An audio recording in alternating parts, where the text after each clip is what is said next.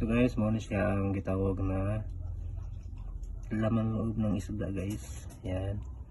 Tsaka may ano pa siya guys, heart. Tsaka yung bihod niya guys. Yan. Ako na siyang gilapuan guys. Ang gilapuan para mahinluan na siya guys. Ako pa ipabugnaw guys. Tapos gawin natin siyang halang-halang na laman loob ng isda guys. Yan. 30 lang po ito guys. 30 pesos per kilo sa merkado. So makalas pag budget guys. Kaysa milip ka ng isda. So ito naman guys yung sabaw sa pinakuluan ng isda guys. Ito yung pang sahog ko sa pusa guys para kumain sila guys. Bye guys, see you later guys.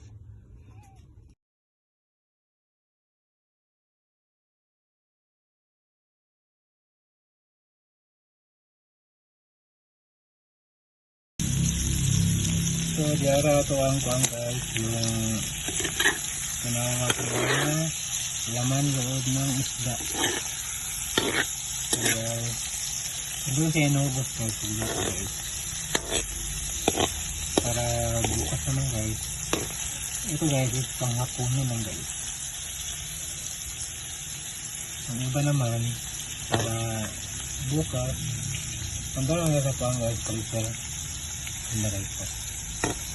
So ito lang muna guys ang lutuin ko. Yan. So bye for now guys. Yung bihod guys, yung sabi sa yung bihod guys, yung mga eggs ng isda guys. Ito guys, yan. Ito yung isda. Yan. So bye for now guys. So nara sa freezer guys. Yan.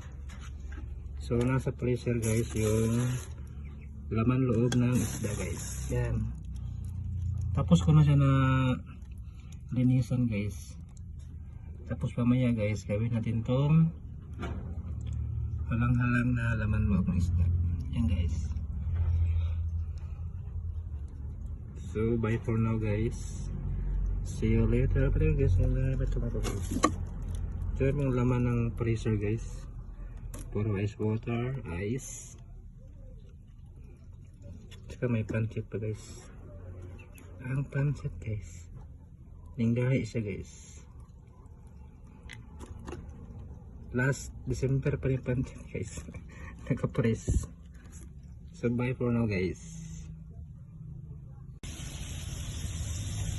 Tara guys, ako saan gibutangan ng salted black beans guys. Salted black beans. Ito ang lahol-lahol ng isda guys. Grabe ka na po. Grabe. Isip ko na ko guys. Yan, salted black beans. Yan. So depende lang yun guys. Tapos yung kasama pa dito guys is hindi siya gusto na may angang. So hindi ko siya ninagyan ng ano guys no.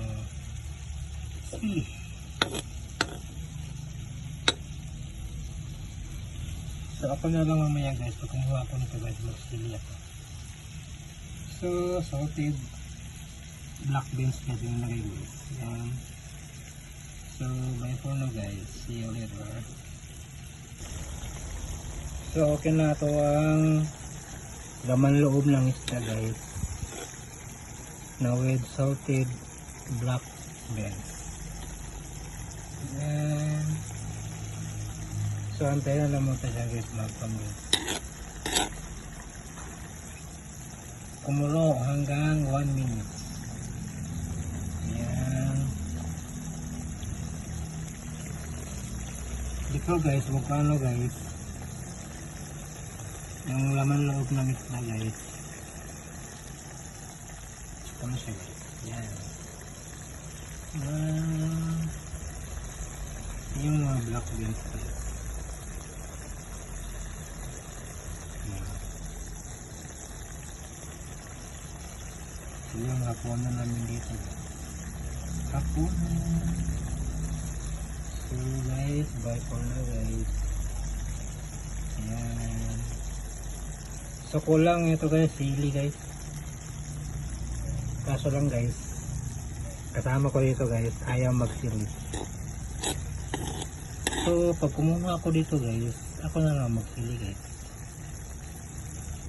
Gusto ko yung sili guys, yung maanghang guys. Pawa sa ay kabalo mo guys sa mga sili guys, yung anghang guys. Yung hindi naman always guys magsili.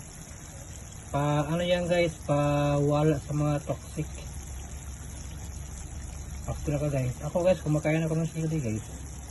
Tapos lumabas yung toxic ko, yung mga singot. Yun, yung mga bad toxic guys. So naging okay na guys. Yan ako ang hapunan for today. Yan. So bye for now guys. Kasi magluto ba ako mamaya guys, mga ano guys, yung panit ng baka guys. Wait lang guys. Ito guys, ito yung ano guys, yung sinahog ko sa ano Champion Black Pens. So ito yun guys, yung natira nga laman loob ng isda. Ito guys, yung sinabi ko guys, yung ano, yung balat ng baka.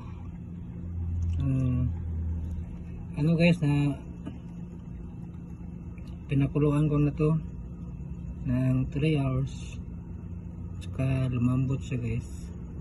Saka ako siyang gihinluan, ako siyang i-slice. Ano siya guys, dami niya guys. Yan, saka may amulyan na ito guys. Kahapon eh guys yung meat. Yan. So bye for now guys. Ito na piyalaman ng pressure guys. Ice water at saka may ice din tayo dito guys. Yan. Bye guys. Tara.